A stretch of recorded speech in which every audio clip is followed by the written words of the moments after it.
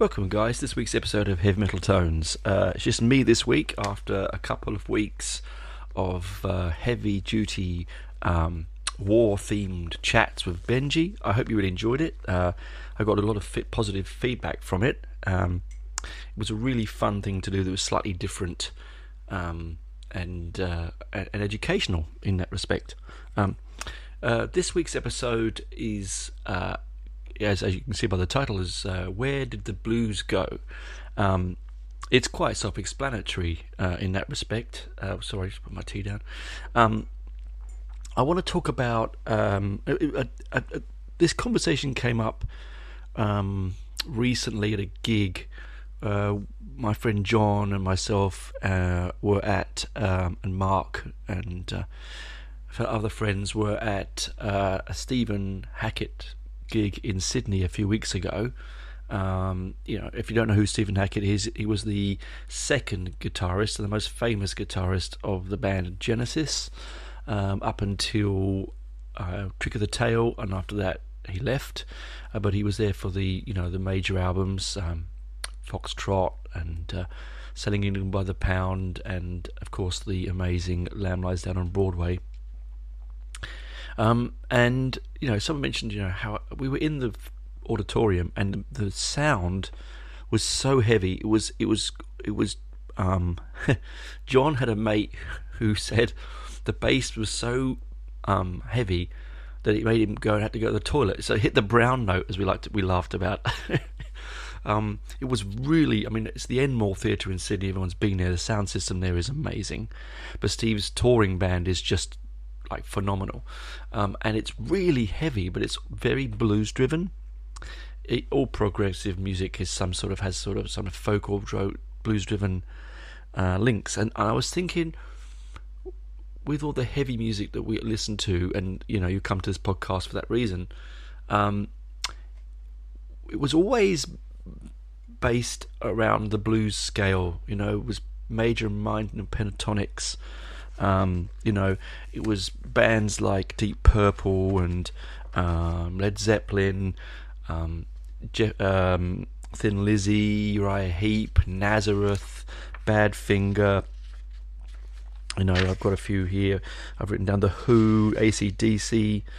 I miss Alice Cooper. I'm probably missing a few of the big ones, but sort of heavy metal sort of is born of that, is it not?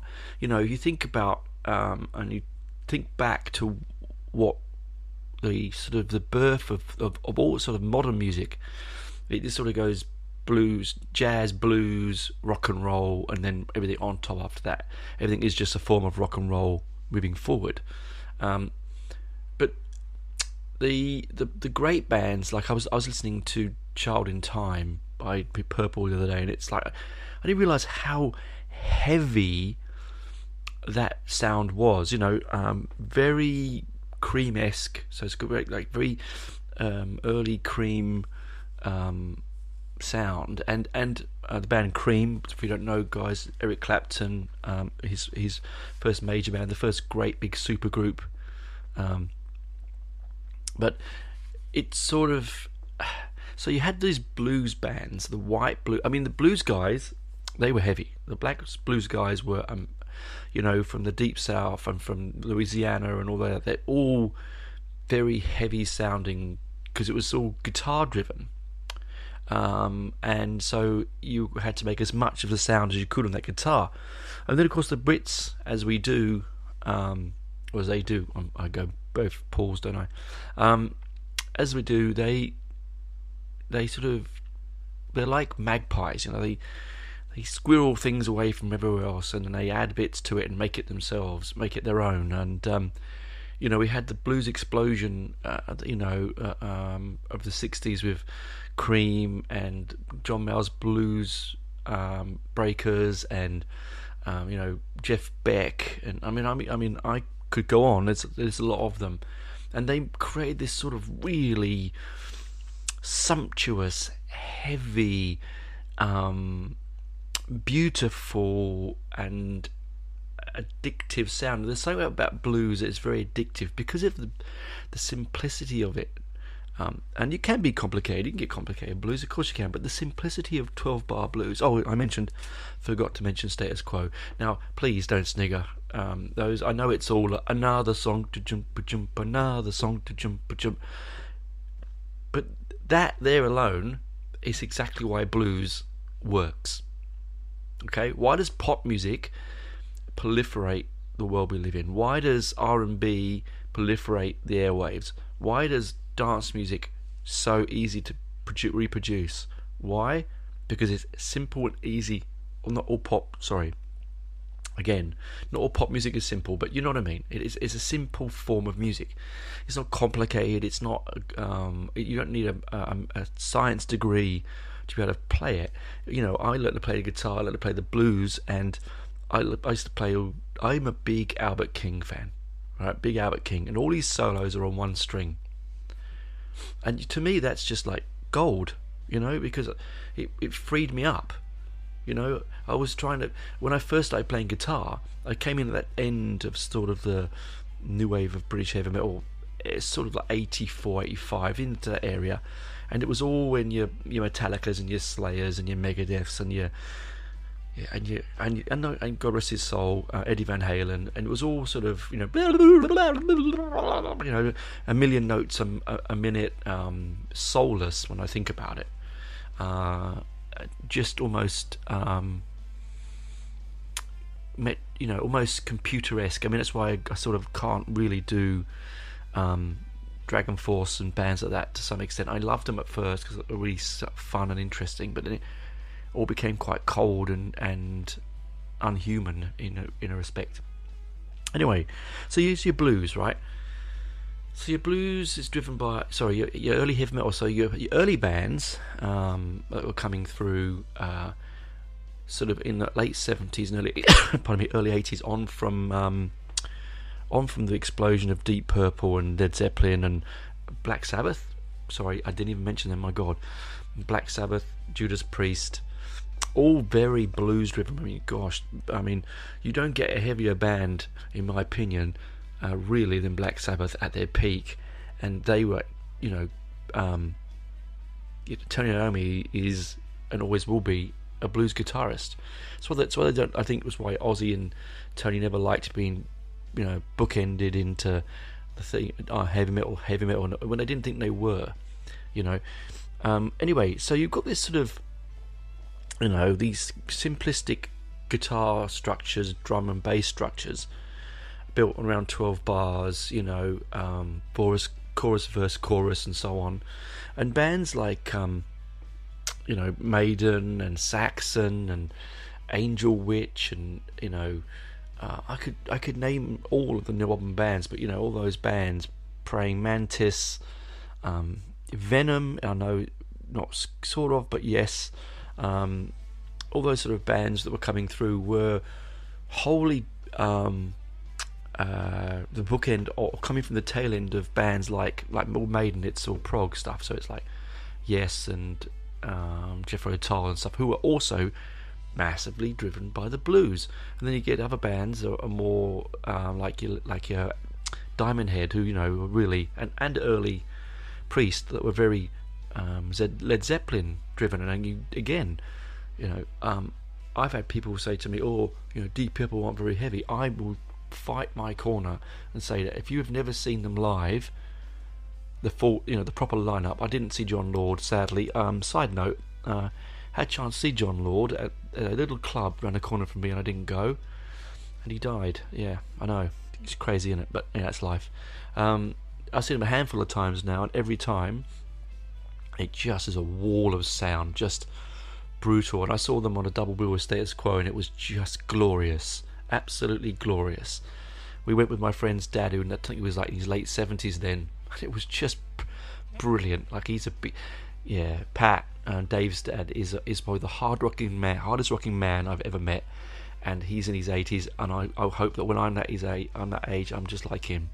Pat, if you're not listening to this show, you're an inspiration to us all. Anyway, too many tuts. I'll have some tea, 1 second. So, it's sort of there's this blues is accessible.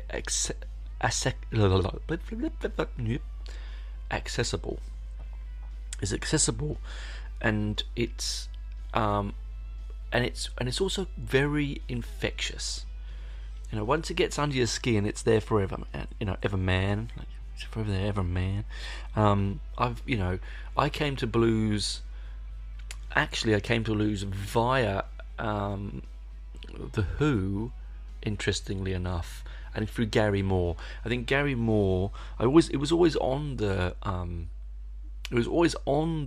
horizon for me. It was always bubbling around because my brother loved the blues and he would listen to it. But Gary Moore made it even more accessible. Well, I can say it this time. Anyway, he made it even more accessible, more easy to listen to, more attainable. Still Got the Blues is probably one of the finest modern blues albums of all time. Probably, the Beano album by the Blues Breakers is probably the greatest. White blues, that is. And then sort of anything with Jeff Beck on it, really. Anything with Jeff Beck on it is the case. Of course, then you've got your more modern blues guitarists now who are also bringing people back to it. Like Joe Bonamassa. I like his music. I like he's very talented, but he has this sort of snobbery about him that I just can't quite get my fingers around. But as I was saying, it's more accessible. So Gary Moore brought me into it, and then of course I started hearing when I was getting more, into actually not just listening to my music for entertainment, but for a little bit more. I wanted to know more about it.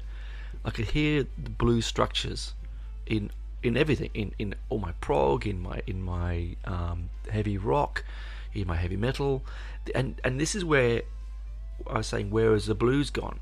Because up until the real explosion of thrash, and to some extent you can sort of say Venom for that, but I think Venom has blues in its heart as well. I know that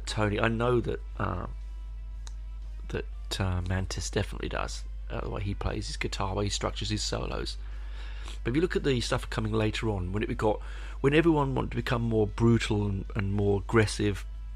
Now, don't get me wrong, you know me, you've heard me, if you've listened to my show already, you know that I love this brutal side of heavy metal. I love it. I find the stark coldness of it, in some respects, beautiful and whimsical, but at the same time, it also is, when you delve into really complicated guitar pieces that have your Phrygian modes and your what have I written down here? Basically all those sort of like complicated guitar pieces. You get a little bit. Look, it's great because again, those people showing off their virtuosity.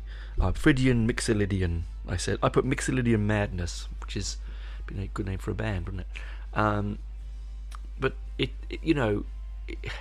just because you can put 100 notes into the bar, as as much as you can do, as quick as you can do it, doesn't necessarily mean it's musical, does it? I mean, if I get a drum and play some swing on it, like the great Clive Burr, one of the greatest swing drummers of all time, Number of the Beast is all swing. Take a listen, it's all swing, right? You're using that kit with a beautiful autonomy, yeah. But as soon as you just pummel into it like a machine gun, you're creating a sound that is musical because it's a note, and yes, it's at you and it's interesting and it's modern, but it loses in translation to a lot of people. A good example was my wife and I and Benji and his friend Handel. We went to Download a few years ago. Now, Karen was saying to me on the way home that weekend, she loved every band except I absolutely loved Behemoth, right? The Polish black metal band, and they were brilliant. I missed right at the beginning, but they're brilliant. It was on during the day, which was weird, but they were brilliant. And she said I liked everything except them, but they didn't seem to have musicality. And I think there lies an issue, isn't it? Because we want to be inclusive, not exclusive, with music and all musical forms. All right. So yes, you're gonna have a little bit insider stuff where the nerds are gonna like it, or the hardcore fans are gonna enjoy it, right? But also you don't want everyone and their grandmother listen to Behemoth. Why would you want to do that? But you do want the ability for new listeners to the medium and to the genre to be able to tap into little bits and pieces here and go, yeah, I get that. And you can't always do that with stuff like that. I mean, and my wife Karen, she's, one of the most musically diverse people I've ever met. She'll listen to everything and anything. It's a wondrous thing being married to her. It really is sort of liberating. But at the same time, she couldn't get into that, and that sort of, it saddened me. It's sort of, I put that in my back of my brain and didn't think about it till recently. But so I said, just because you can put all the notes into the bar, so your Metallicas and your Anthraxes and your Slayers and that whole first wave of thrash that then moved into the first wave of death, like Deicide and Morbid Angel and all those sort of Tampa Bay area black death metal bands, where it was, I think they were just trying to grab the extremity to create a headline sometimes, or just to shoehorn in their own anti-religious beliefs, which is, fine. Music is a place to, as long as it doesn't harm people and is not offensive in a way that's not necessary. You can offend a Christian or a Jew or a Muslim or person or whatever with your own beliefs, but as long as you're doing it, no, you're not. I mean, if you're coming from a place where you're just want to tell the people this is what I believe, that's fine. Just like I said, you don't want to offend people just for offence's sake. But that's a different story. I'm getting in a different rabbit hole, different time and different place. But what I was trying to say was, yeah. So these extreme bands in America, and then of course echoing, pardon me, the extremity that was coming through from Norway and the church burnings and again the pagan. Even though I hate the word pagan, it's actually a modern word. The non-Christian, Judeo-Christian religions. Those people who lived like wanted to live a more ancient life. They made this ancient sound. And honestly, I really doubt. When I think about it, I really doubt that if a Viking or a I don't know, or a Nordsman or whatever was around now, if they could come back now and they want to listen to music, I highly doubt they would listen to stark, cold, atonal black metal. I think they'd probably listen to more like Jethro Tull. I think people would listen to folk than anything else. But anyway, that's another silly avenue I've just gone down. But look. The point is, I'm going to come to the end of this side of the show because I'm going to have a cup of tea. I'm getting a dry throat. Where I'm coming from is that I think we need to get back some of the musicality of metal. It's predominantly, and I know more and more now because I help to run a review team for Metal Ruse, which is a online metal magazine. The bands that come through that I have to cipher through to put in the list for people to review, honestly, out of 100 of them, 80 would be black metal or death metal or extreme melodic death metal. But very rarely is there anything that's just heavy rock, good old-fashioned heavy metal. I'm not saying that that's a bad thing. It just really sort of puts into stark perspective the lack of blues that really was the melody and the heart and beating soul of heavy rock. Not so much the blues imagery or lyrical content, but it's musical. It's structure. Yeah. Anyway, that's the end of side one. I'm going to come back and we'll chat about some gigs I went to recently and some music that's been coming up.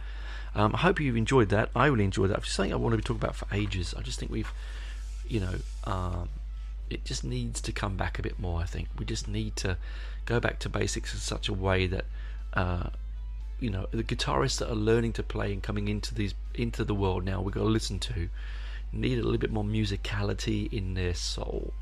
After that, do what you want.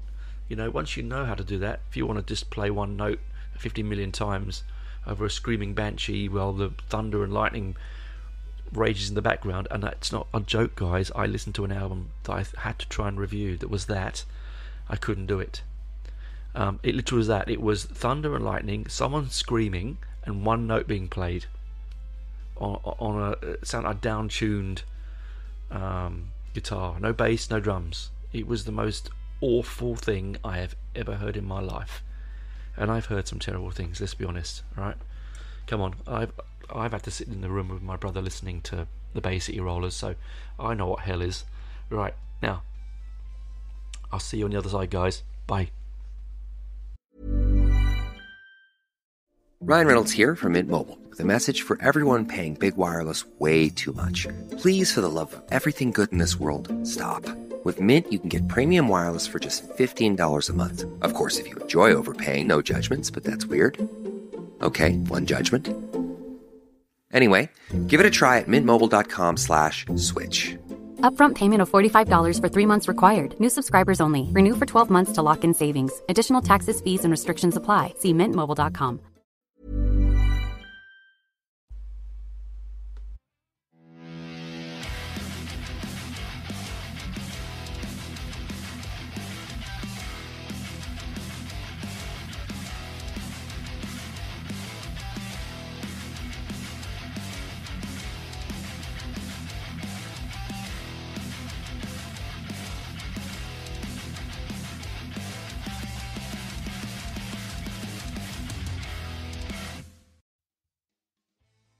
Welcome back, guys. I've got a new hot cup of tea and I don't need my notebook anymore. I put that down because that was all the blues information. Oop, crash, bang, wallop. Yeah, so, that was loud. Shout in your ear there. Some really good gigs have come and gone, and some more are coming up. As I mentioned in the first half of it, Stephen Hackett in Sydney, which was absolutely brilliant. It was like 2 and a bit hours of just like he played the whole of Selling England by the Pound, musicality like you would never believe. I mean, if you want to be snobby about you don't like prog music and it's like 20-minute pieces of music, put your bias aside and give it a go, because I tell you something, mesmeric. I mean, when they played I Know What I Like in Your Wardrobe, I did have a tear. I felt very teary indeed. I'd always want to see that played live, and he didn't last time he came. And when he did the whole, which is a really difficult album to do, the Battle of Epping Forest has got more lyrics in it than any other song ever written. I think it's incredibly complicated pieces of music. Anyway, we came back from that, and then I went straight to see a band called Stalker. They're a Kiwi band. Saw them at the Basement. Hi guys at the Basement, if you're listening. Nick and Mick, who run that place, have managed to keep that little piece of heaven and my little fortune of solitude alive, which is amazing.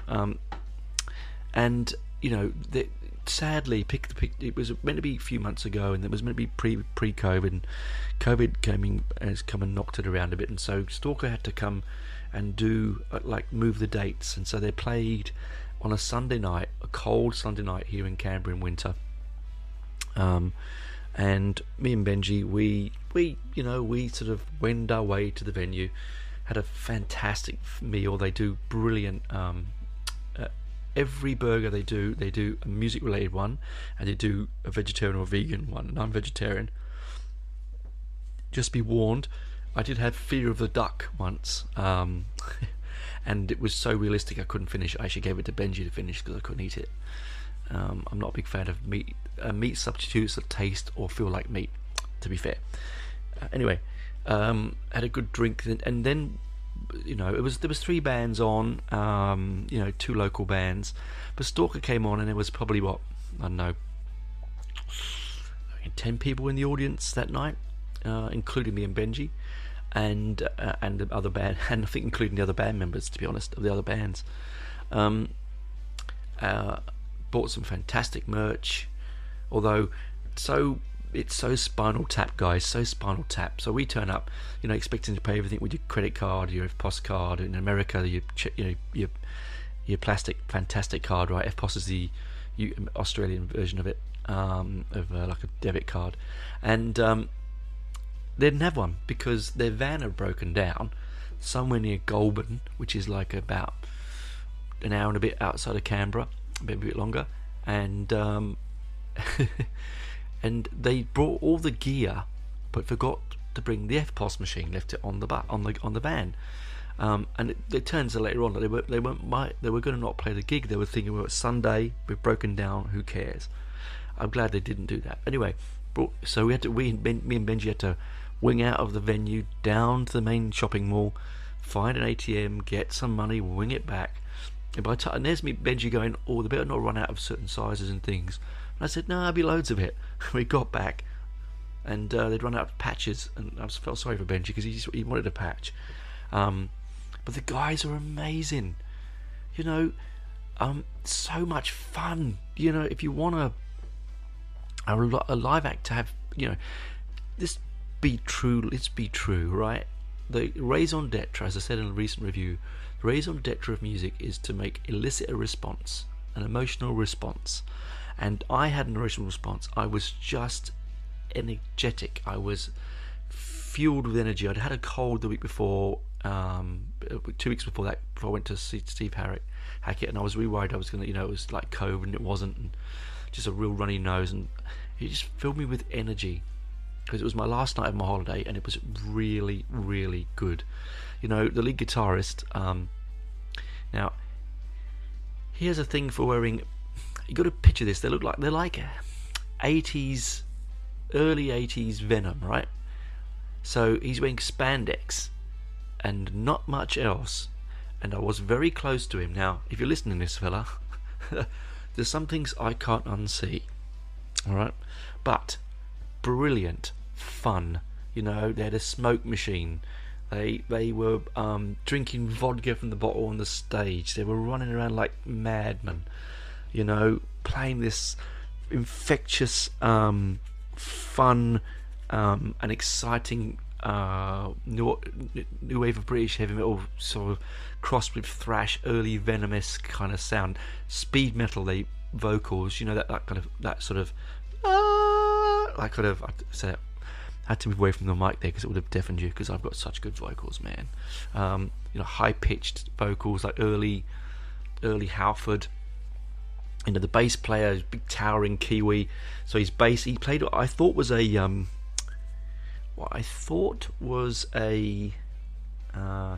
Gibson bass, like a SG bass, just a copy.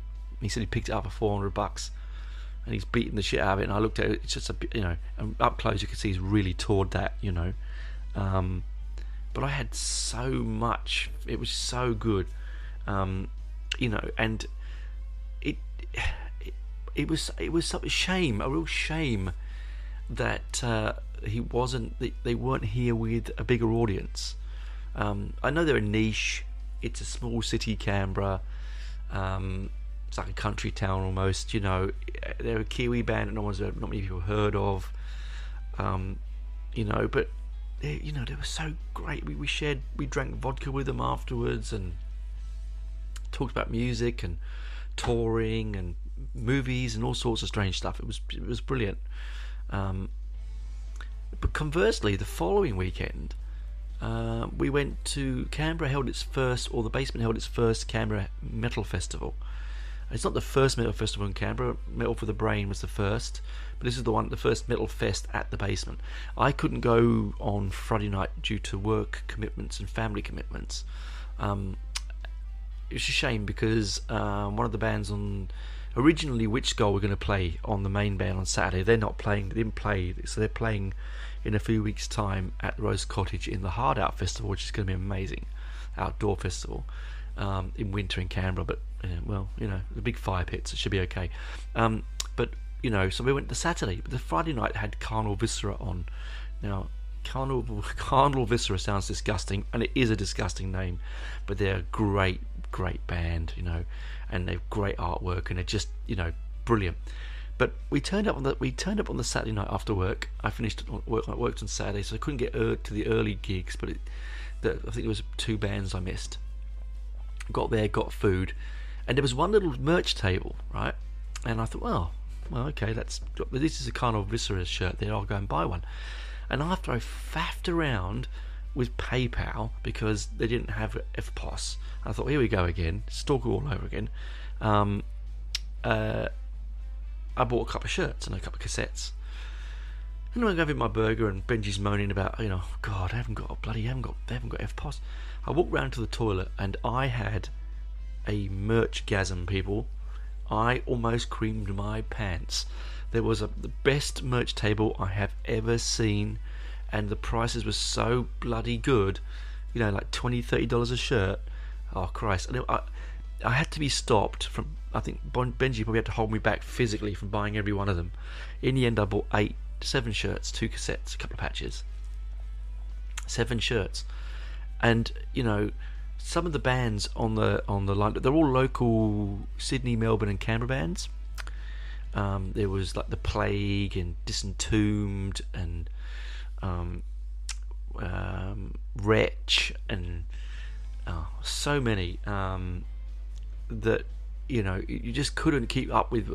And the great thing is they had two stages. You got the small stage and the big stage. Now, I'd never been really and watched bands on the small stage, but I found it was brilliant. Great atmosphere. A funny story, there was a guy, I don't know if he's going to listen to this or he probably doesn't even remember. I don't get angry at gigs. I tend to just get a little bit walk away if someone's been a dickhead. But this guy started going on about he wanted to kill all the dolphins and all the whales in the world because they're all idiots. And he was upset the Japanese stopped whaling and all this. And I was like, I couldn't contemplate. Now this guy is really pissed, right? But there are some, even when you're drunk, sometimes your true characters do come out, right? And I'm having dinner. I'm eating with Nikki and her sister Kylie, and I'm, Benji fucks off behind me, He goes off to have a cigarette and sends me messages going, "Tell me when that dickhead's gone, I'll come back." I thought, okay, brilliant, leave me holding the baby. Anyway, he's leaning in trying to tell me that about the best plate. He had a spreadsheet where he gets the best bacon and egg sandwiches, and I'm like, I said, well, I don't eat bacon, mate. And he's like, well, it's your fault, isn't it, mate? I went, no, I'm vegetarian and I'm Jewish. And he's like, oh, well, and he started, and I thought he was going to go down the anti-Semitic route, but I think he thought better of it. And then he started going on about, again, killing dolphins as the world's biggest rapists, and all dolphins should die, and all whales should die, and all this sort of stuff. And I just got up and I stared him straight in the eyes and I said, if I don't go now, mate, I'm going to smack you one. And I left. Because I wasn't drinking. I was attempting to do Dry July. It has failed, people. It has failed. So, sadly, I did it for a week. Not that I'm alcoholic or need alcohol. I just had a bad day at work and thought I needed beer. Which controversy ruined my Dry July. I'll try again later on. Anyway, so some interesting characters around. Really good. It was packed. I was expecting to go in there and because of the week, it'd be moved so many times and it was cold and wintry. A lot of bands on, but I thought it might just be a handful of hanger-on. It was brilliant. It's the kind of thing I want to see for the basement. You couldn't move in some parts for it. I would say conservatively in there probably 300-400 plus people. I thought it was, and that those that don't know the basement, it's a small venue, it doesn't hold a huge amount of people, and this is a Saturday night and Friday night they already had bands on the Friday night. I'd bought tickets for all 2 nights. In fact, I bought tickets for 3 nights because the original lineup was meant to have 3 nights. But things obviously happened. It was meant to be January last year, but COVID does its thing, doesn't it? And likes to screw us over. But I think the highlight for me was the Plague. I thought they were absolutely brilliant. Wretch were strong as usual. Not a big fan of the vocals, but and not the vocalist. He's a good vocalist, just not the tone. Love the musical, the band though. So there was just some really interesting stuff in there. There was the band of the guitarist from Witch Skull. Is it Hanka or whatever that was on? Sorry if I've butchered the name. I'm really sorry. I should have a look on the lineup. But again, it was 30 bands. It was just ridiculous. All playing sort of half an hour, 40-minute sets. I loved Disentombed. I thought they were just brutal. I saw them. We actually left just after Disentombed because it'd been a long week. I was tired, and we wanted to get home because I'd go to work the next day.